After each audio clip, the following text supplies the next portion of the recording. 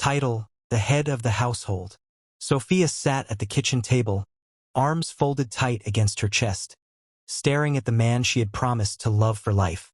Her husband, David, spoke with certainty about a financial decision he had already made for their family. The problem was, it wasn't what she wanted, and it wasn't what she believed was best. "Why is it always your way?"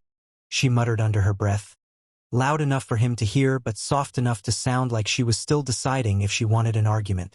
"Why do you get to be the head of the household? Why don't my decisions ever matter?" David barely looked up from the papers in front of him. His silence was worse than words. Sophia felt unseen, unheard, and worst of all, unrespected. That night, long after David had gone to sleep, Sophia sat alone in the dark living room replaying the evening in her head. She was frustrated, hurt, and full of questions.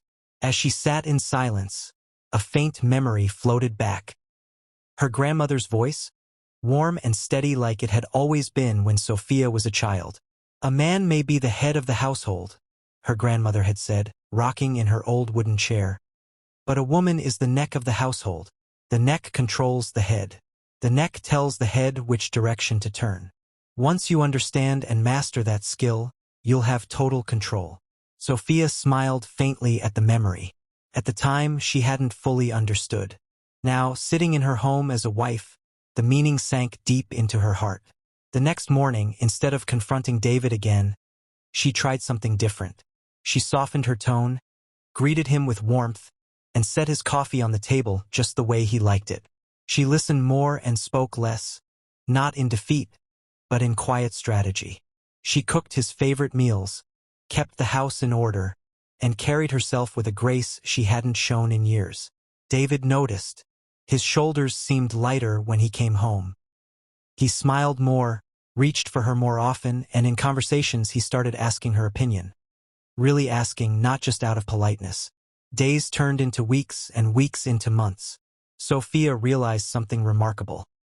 The more she leaned into her femininity, her softness, and her attentiveness, the more power she actually had. David, without realizing it, began to follow her subtle guidance. He trusted her judgment. He leaned on her intuition.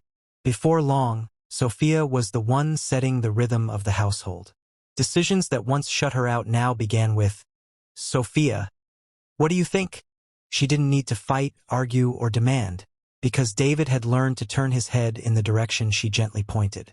Her grandmother's words echoed in her mind once more, but now with new clarity.